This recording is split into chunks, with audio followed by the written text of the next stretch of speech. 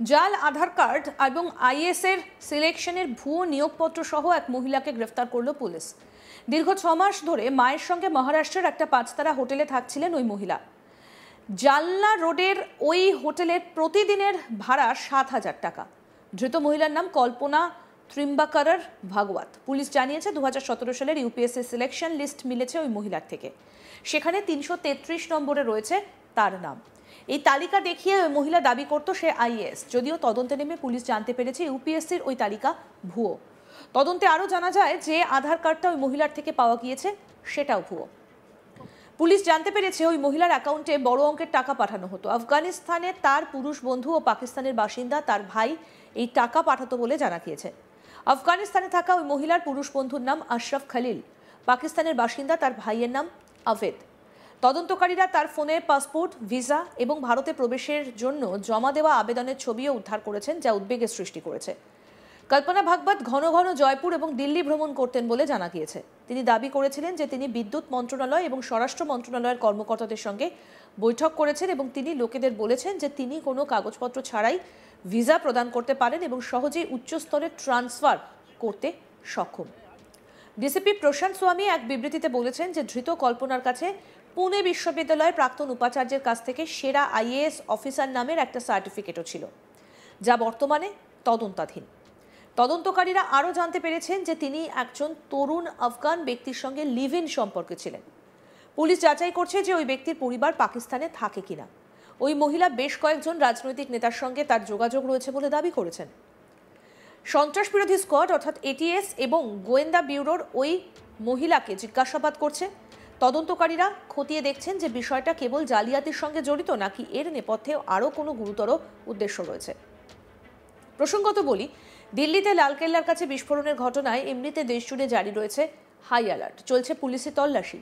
এই পরিস্থিতিতে একজন মহিলার এভাবে 5 তারা হোটেলে ভুয়ো নথি দিয়ে থাকার বিষয়টা ভাবাচ্ছে তদন্তকারীদের।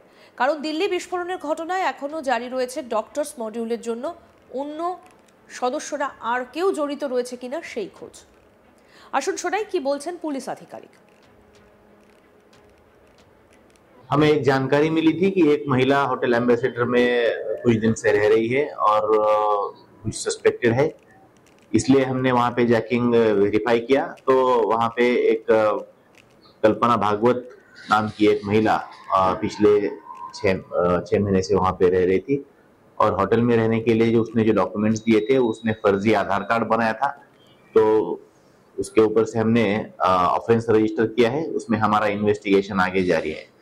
उस महिला को हमने अरेस्ट किया है और पुलिस कस्टडी में लिया है। इनके जो बॉयफ्रेंड थे जो अफगानिस्तान पाकिस्तान से रिलेटेड करते थे, उनसे भी ट्रांजैक्शन होते हैं, आपको बहुत अच्छा बताया जा रहा है। इसमें जितने भी एंगल्स है वो सभी एंगल से हम इन्वेस्टिगेशन कर रहे हैं। जैसे आगे इन्वेस्टिगेशन होगा उसमें जो जो चीजें सामने आ जाएंगी तो वो डिस्क्लोज हो जाएंगी।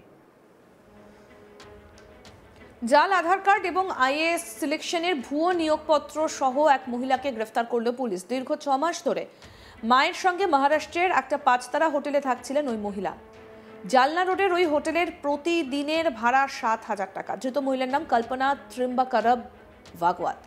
পুলিশ জানিয়েছে 2017 সালের ইউপিএসসি সিলেকশন লিস্ট মিলেছে ওই মহিলার থেকে। সেখানে 333 নম্বরে রয়েছে তার নাম। এই তালিকা দেখিয়ে ওই মহিলা দাবি করত সে আইএএস। যদিও তদন্তে নেমে পুলিশ জানতে পেরেছে ইউপিএসসির ওই তালিকা ভুয়ো। তদন্তে আরও জানা যায় যে ওই আধার কার্ড যেটা পাওয়া গিয়েছে মহিলার থেকে সেটাও ভুয়ো। পুলিশ জানতে পেরেছে ওই মহিলার অ্যাকাউন্টে বড় অঙ্কের টাকা পাঠানো হতো। আফগানিস্তানে তার পুরুষ বন্ধু এবং পাকিস্তানের বাসিন্দা তার ভাই এই টাকা পাঠাতো বলে জানা গিয়েছে। আফগানিস্তানে থাকা ওই মহিলার পুরুষ বন্ধুর নাম আশরাফ খলিল, পাকিস্তানের বাসিন্দা তার ভাইয়ের নাম আভেদ। তদন্তকারীরা তার ফোনে পাসপোর্ট, ভিসা এবং ভারতে প্রবেশের জন্য জমা দেওয়া আবেদনের ছবিও উদ্ধার করেছেন, যা উদ্বেগের সৃষ্টি করেছে। কল্পনা ভাগবত ঘন ঘন জয়পুর এবং দিল্লি ভ্রমণ করতেন বলে জানা গিয়েছে। তিনি দাবি করেছিলেন যে তিনি বিদ্যুৎ মন্ত্রণালয় এবং স্বরাষ্ট্র মন্ত্রণালয়ের কর্মকর্তাদের সঙ্গে বৈঠক করেছেন এবং তিনি লোকেদের বলতেন যে তিনি কোনো কাগজপত্র ছাড়াই ভিসা প্রদান করতে পারেন এবং সহজেই উচ্চস্তরের ট্রান্সফার করতে সক্ষম। ডিসিপি প্রশান্ত স্বামী এক বিবৃতিতে বলেছেন যে ধৃত কল্পনার কাছে পুনে বিশ্ববিদ্যালয়ের প্রাক্তন উপাচার্যের কাছ থেকে সেরা আইএএস অফিসার নামেও একটা সার্টিফিকেটও ছিল, যা বর্তমানে তদন্তাধীন। আরও আপডেট পেতে দেখতে থাকুন আজ তাক বাংলা। সাবস্ক্রাইব করুন, নোটিফিকেশন পেতে বেল বাটন অপশন প্রেস করুন।